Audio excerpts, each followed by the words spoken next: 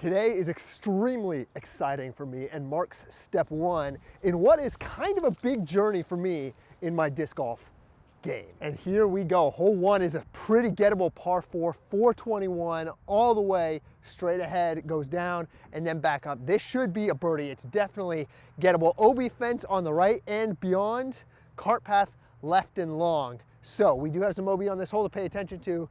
First throw of the day. Let's get it. The journey begins. Oh, not a bad rip. So we went with our pretty neutral grace just to try and pump it out there, make sure we finish left.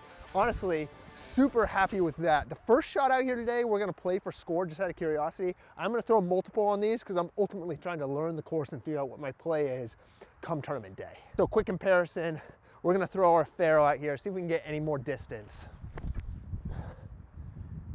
I like that. That's gonna be a little more left. A little farther too though, actually though. That first one's probably gonna be a good look in. So I've officially signed up for my first PDGA sanctioned tournament in well over a year. This is a piece of the disc golf game that I've actually kind of missed lately, and I'm excited to be getting back into real or sanctioned tournament play. We're out here at Hensley Park in Dixon, Tennessee, where this tournament's gonna be taking place in just a month and a half in March. So we're getting our first practice round, our first ever look at this course. And I have to say, just being on hole one, I am impressed. This is a beautiful property out here. Really happy with the distance we got on this drive, especially given the wind. It does look like there's some danger on this green. So, you know, we're not gonna be too aggressive, but also, well, I didn't want to leave myself quite that much. A little tester, tapping that first birdie. With the wind being what it is, I know this course is gonna play tough today, especially on the putting green. It's gonna be at a premium. I thought that was in, oh my gosh. All right, so we'll tap in the par, but that's a factor we'll have to keep in mind on all these drives, all these putts. Really wind is moving out here. So hole two is just a nice short par 3. You can see it just on the other side of the water, 150 feet. Water, obviously OB, and the cart path sneaking up behind on or passes OB as well. So we're just gonna go with our berg to put something in there nicely. I mean, such a short one. You wanna land this close. Oh, a little wide and a little long. Sit down. See, that right there is why we love the berg. Pumped it a little long. Any other disc might have skipped onto that cart path. Not our berg, baby, come on. As a quick aside, there are a few things that I hate in life more than losing things, which is always a problem when it comes to disc golf and playing around water. It makes me so nervous because I hate losing discs. I hate it, it's just the worst feeling. And water's a great way to lose discs. So we're not even gonna throw a second one on this one because I hate the water, even though it's 150 feet. Whoa, there's that wind, blowing away the tripod. Jeez, definitely left ourselves with more work to do than we would have liked out here. We're about 8 paces off the basket, putting back towards the water. So I want to be accurate. But also, hole 3, par 3, playing 350 up the hill. We're definitely playing into a little bit of a left to right headwind here. So I'm gonna go with that pink grace once again. OB, cart path, and beyond. It's a little bit of a pump because of the uphill. Probably plays more like a 375, 380 shot. Then the wind is just an unknown. So let's see what we got in the tank. Oh, I love the shape of it. Does it have the distance though is the question. Yeah, not bad. So we'll be playing what they call the rose gold layout for this tournament, which is a combination of 9 short holes or red tees and 9 gold or long tees. So based on past tournaments, I think to be competitive, to have a chance at winning this thing, 2-round tournament, I need to be somewhere around 6 down each round. A little bit of a guesstimation, but I think that should get me in the mix, and it feels doable just based on these first 3. Yeah, so definitely a little short. I'd say we're looking more edge of circle here. Maybe 30 feet. Our putting has been letting us down. Oh, over the top. That's it. If only a second one counted, huh? Hole 4 is a blind shot par 3 somewhere out there. I think it's pretty straight. We do have a huge tailwind, so we're gonna go with this pink grace again. Just try and hit something out there, stay in the fairway. Oh, I didn't account for that tailwind at all. Put it on hyzer, left it on hyzer. Went nowhere. So not great, to be honest with you guys. I'm a little bit of a time crunch out here today. If I had more time, I would have run up and checked the basket position, and I didn't quite play in the right direction. The basket is actually down this way. So we leave ourselves a little bit of a touchy shot here because we're playing downhill with the wind at our backs. Let's go with the Berg. Just try and funnel that in there. I need to get down and sit though, or go in. Oh no, it's long. But importantly, it's not OB, which is what we needed. So that's way more of a left to right moving shot off the tee than I thought. Whew, all right. Shallow circle 2 look for par. Back up the hill. Not really what I wanted with how my putting's been. Stay up. Oh my gosh, let's go, dude. That was unbelievable the way the wind just floated that there. Couldn't have come at a better time though. Keeps us even. We needed that. Come on. So this rose gold layout out here is a 7,000 foot par 64 on an old golf course property. Already we're up and down these hills, some long shots out here. Definitely gonna be a workout out here today. So hole 5, par 3, 246 down the hill. The basket is on the left, kind of up against the cart path, which does play as OB. So sort of touchy shot through this middle gap, or I guess wide if we really wanted to, but we're gonna go zone. We're just gonna try and go light through the middle gap on a touch of turn. See if we can't execute. Big right to left tailwind out here. Not enough turn and the tailwind takes it. That is gonna be so far OB. Just out of curiosity, let me try like a little Berg shot. I gotta get over on it more, huh? Get under it. Yeah. And that honestly could even be long. Just one more. Let's try the A2 on the forehand line, because that honestly, okay, well that was a little too inside. I'm gonna be really curious to see where any of those landed. Once again, it is a blind shot. I can't see the basket from here. We'll see what we got. So here's what we're looking at. The cart path actually does open up more than I realized. The A2 had a long look. Unfortunately, our tee shot the zone out of bounds, so we're gonna take in our meter here, drop there, but you can see the Berg is absolutely parked. So that's a really good mental note for us as we prepare for this tournament. This is to save par, a little downhill, edge of circle, drop. Oh, it just floats, sit down. And we're OB again. Yikes. All right, that was not good, because now we're way down here, coming back up. Oh, yikes. 3, drop 4, putt 5, we're tapping in 6. Uh-oh, we cannot do that come tournament time, I'll tell you what. That's a big blow up on a short hole. Hole 6, par 4, it's either 540 or 570. Another blind tee shot. So this is showing you multiple blind tee shots out here. You really need to know this course. We do have a Mando, we have to be left of that tree, and I think we need it to flip and go right. So I'm gonna go with my most understable Grace, playing into a right to left wind, which hopefully will help, but there is OB cart path left and beyond. So we really gotta kind of hit this on a good angle. I missed the Mando. Crap.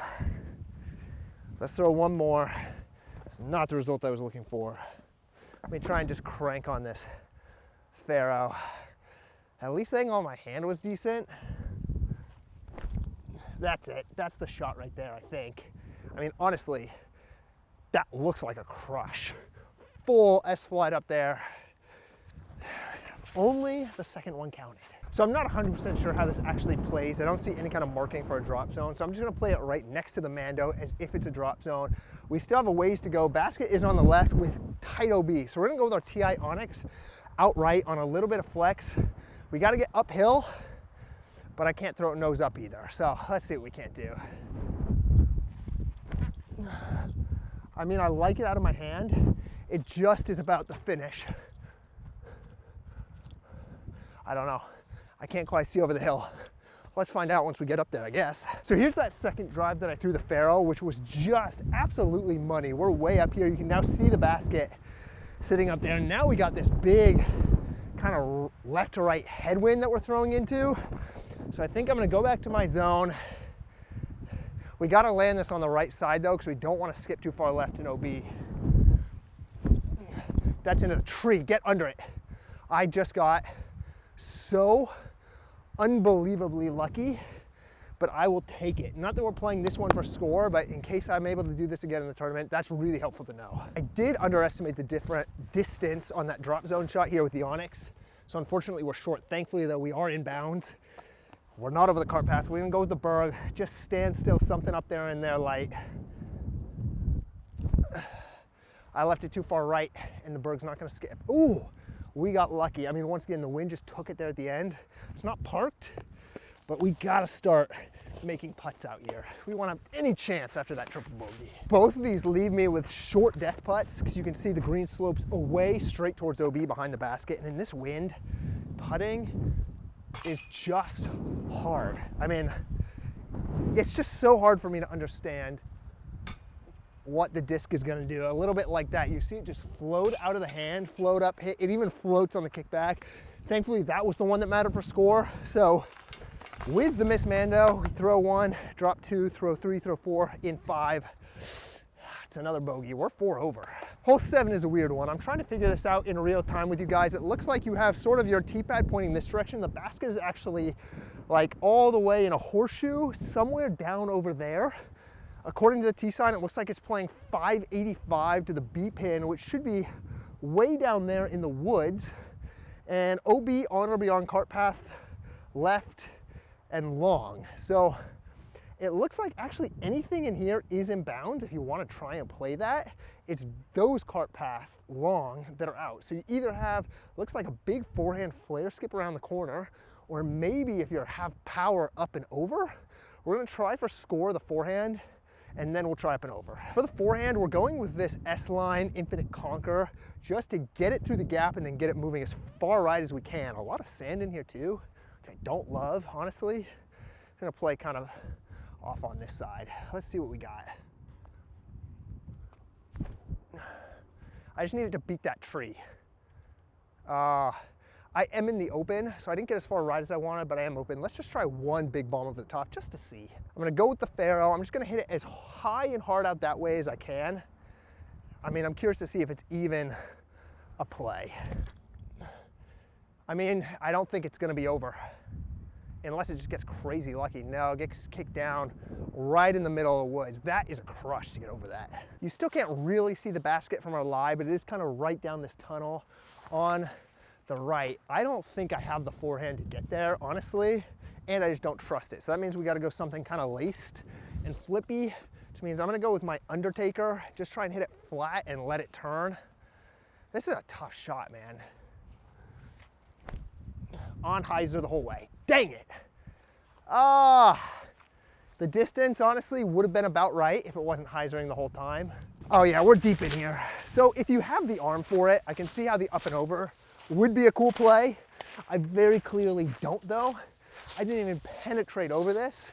And honestly, it's just not even worth me trying. That means I'm gonna have to forehand and then play the tunnel shot. Make it pin high with the Undertaker, but we're like 80 feet out here to the left. This is our birdie putt, I believe. I think this is a par 4. So I mean, just big, spinny bid, hook up and just, yeah, tap it in for 4. Ooh, all right. That is a really interesting and unique hole. Kind of cool though.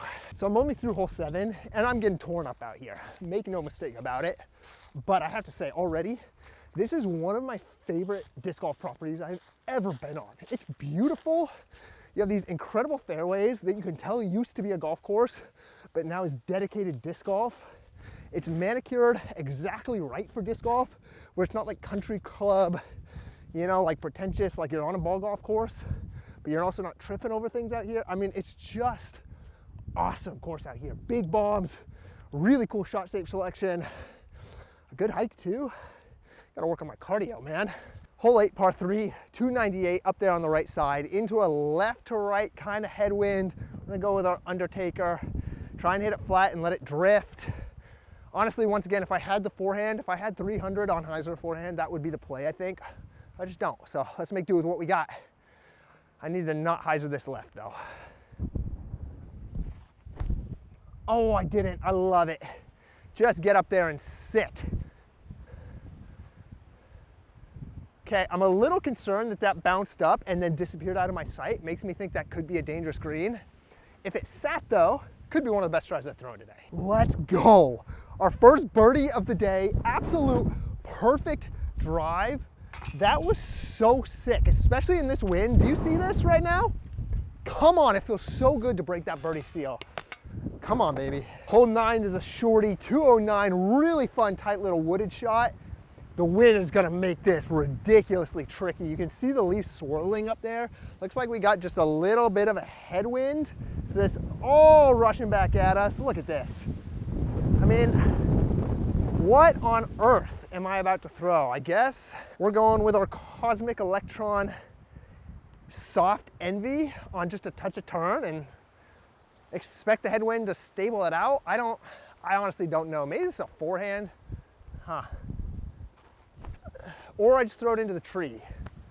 I'll tell you what, we did not make this easy for ourselves. I think what we're gonna do, A2 just on a big little flex forehand up there. Once again, just really trusting the stability, except I throw it into a tree, Andrew.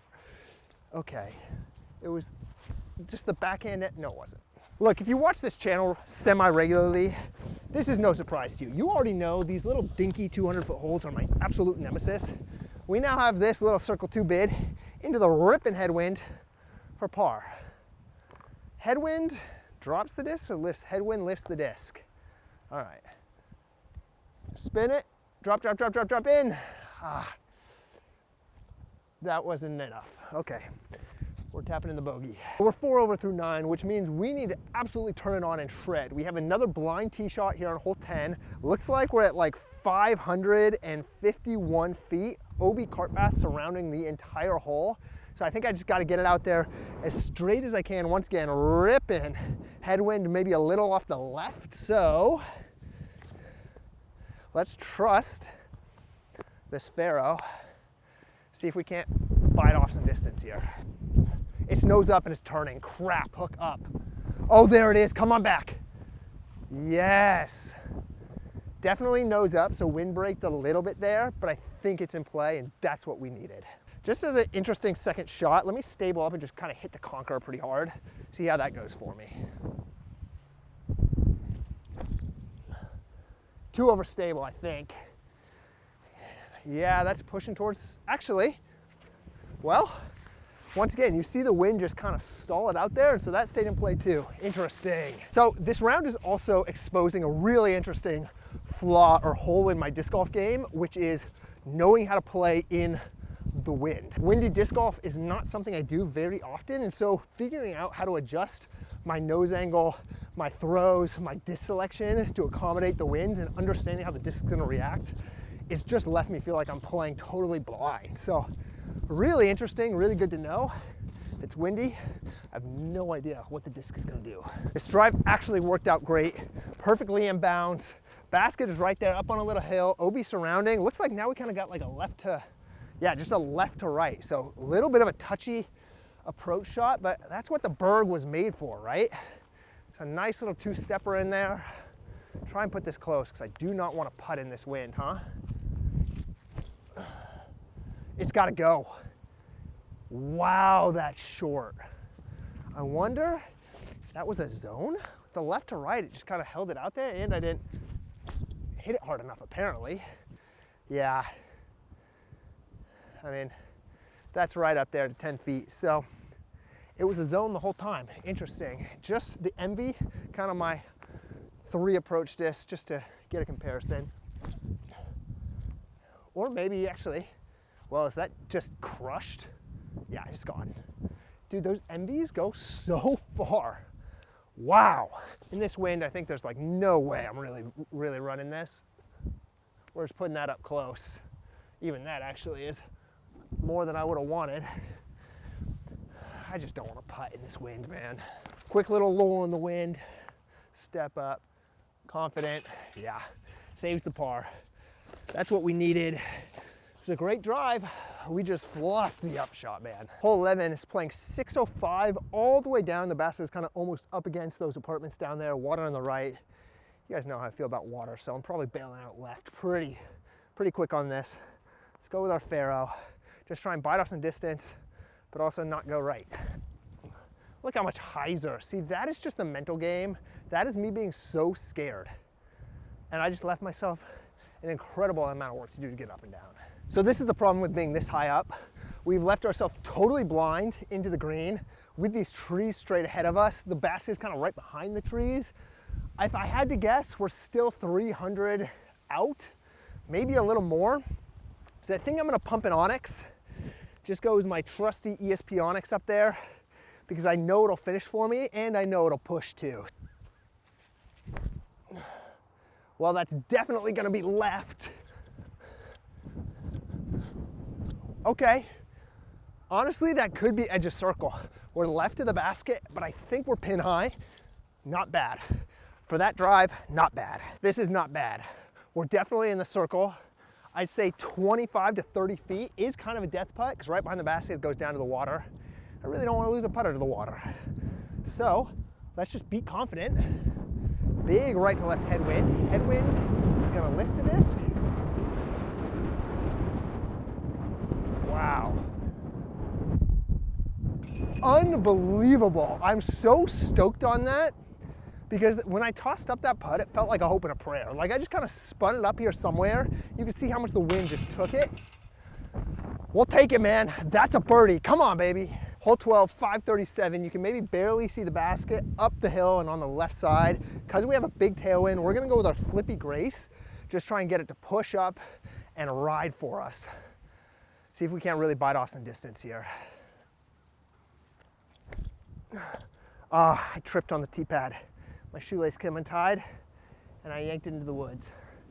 I hate that. All right, so this is what you would call not good. We're just gonna try and hit kind of low or high out this right side.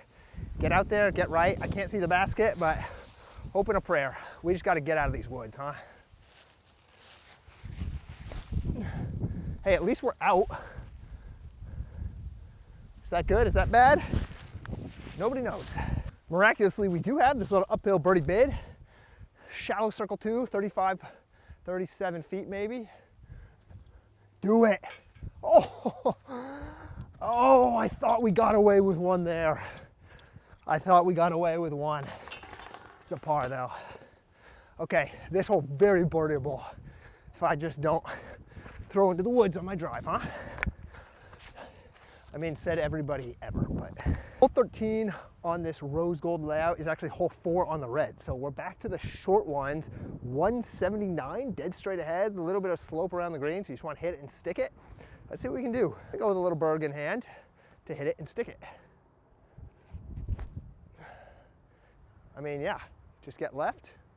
Oh, crushed it long. 7 paces off the basket. Nice little circle 1 putt. I airball it. That's it. If only the second one counted. How many times do I have to say that today, huh? Hole 14, a little height to get up here. Plays 486 all the way straight across back towards the woods. So we're just gonna crush the fairway out there. See what we can't do. Flip up. Not enough. So we lose some distance to the hyzer. Hopefully far enough out there though that we can stick that approach. So we need some birdies back here. We really fluffed this drive. You can just see the top of the basket over the hill. We're gonna try and crush our MV up there. See if we can't still get it close. Nope, the wind's just holding it so straight into the woods. It needed to be a zone. That's what happens when you play quick and don't look at the wind, but look at those leaves on that left to right, my goodness. All right, we are buried in the thorns with a pretty obstructed putt, but we do kind of have this high hyzer just to float it in there. Yeah, I mean, that was never gonna go in, but that's an easy tap in. Let's just get our par and move on. Hole 15, uphill 200 feet. You can see the basket just on the left side of the trees outside. Once again, should be a forehand, but I just don't trust it. So I think I'm gonna go backhand, although I mean, this headwind is just a little nutty. I think I'm gonna go backhand hard and just try and flare skip the zone up there. Because in the headwind, or is it, oh gosh, honestly, I don't know. It could be a captain's raptor, honestly. Hit a tree, short, and OB. So that wasn't the play. Wow, big swooping low to high, and OB. Is that the play? Just hit a tree and drop? Make it like a poke and hope? I guess. That's still way short. It's too wide, and the headwind's gonna keep it out. Yikes. So after our OB drive, this is what we're left with, ripping headwind. I mean, this is just nuts, man. I think I'm just gonna flop a berg up there. It's out of control. Of course, that's even that. I mean, 15, 20 footer, that's gonna be tough. This hole ate my lunch. Absolutely ripping headwind, so we gotta expect this to lift. Otherwise, we just gotta spin it. I mean, it wanted to. Jeez, with how low I put that out of the hand. No, wow. That's a double bogey, which you hate to see as we're kind of making the turn into the final stretch, but that wind made that hole feel like it played all of 400 feet when it's a 200-foot shot. Hole 16, playing 318, kind of straight ahead, up on that mound, OB all around the basket. This is playing into a right to left headwind. I think I'm gonna go with my Athena. Just try and kind of hit it flat out to the right and let the wind work. Let's see. I like it if it holds that line. Depends how hard it finishes. Wow, it looks like it's moving slow out there.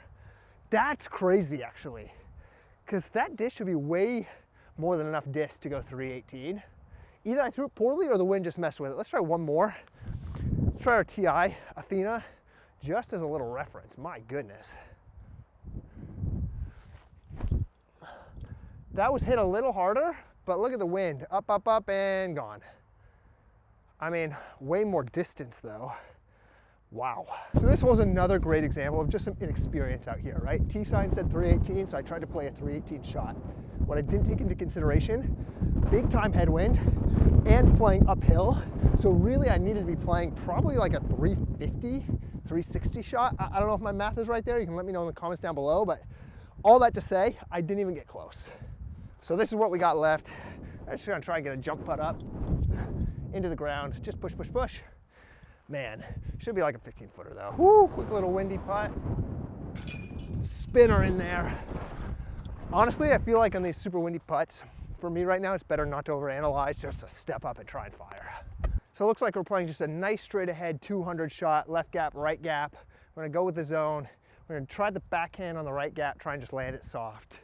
We don't need too much here. It's too much hyzer though. Don't go down that hill. Wow, we messed up. Okay, that's probably OB. I'm pretty sure we're short enough that we're actually not up to the OB yet. I didn't realize how short this zone shot was. I'd have to double check with the T sign, but for now we're gonna play that like a par. So I'm pretty sure the OB doesn't come into play until you're past this strip here. We made it. Hole 18 is an absolute monster. 792 feet, uphill, all the way back, cart path all the way around his OB. Par 5. It feels fitting to finish this course on this kind of hole. Let's finish it well. We need a birdie for our spirits here. Starts with this. Oh, I love that drive so much. I actually threw a good one. Why can't I always do that? Oh, that was sick. That Faro is such a sick disc. So we can actually see the pin. We got to the top of the hill, right down there on the left. U-disc is saying 450 to the pin, so we're just gonna hit the same disc again, try and just keep pushing. Yeah, I love, whoa! I was literally halfway out of my mouth saying I love it again, and then it just hit a huge wind pocket and dumped. That was kind of nutty. I'm still happy with how the throw felt out of my hand. And you know, it's a par 5, so we can still get up and down, but wild wind. So as we're coming to the close of this round, couple big takeaways in terms of my game preparing for this tournament. One, angle control and touch. All of these greens have a lot of runaway potential, very sloped up and down out here, and a lot of cart path OB pretty tight in. So I've got to dial in my short game and those up shots. Two, if there's any way I can work on my wind game, it's kind of hard to do because it's weather dependent, but man, I could certainly use it because the wind is tearing me up out here. My goodness.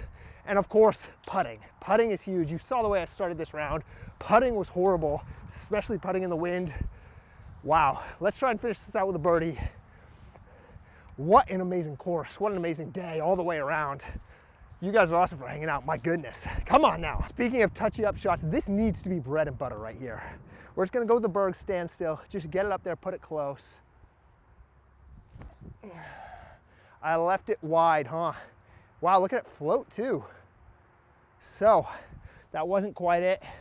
I needed that a little more inside. I needed to just get it on more hyzer or trust, I don't know what I needed, but that is more of a putt than we want, which is the story of our upshots today. We gotta dial that in for tournament time. Just circle birdie putt to go 3 over through the round. Oh, this would feel good to finish.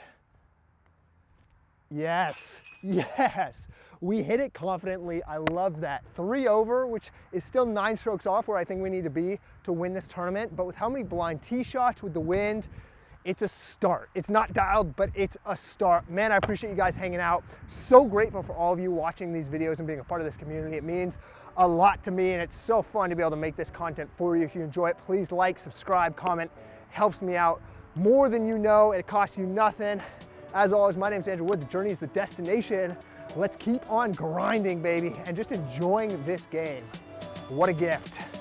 Peace.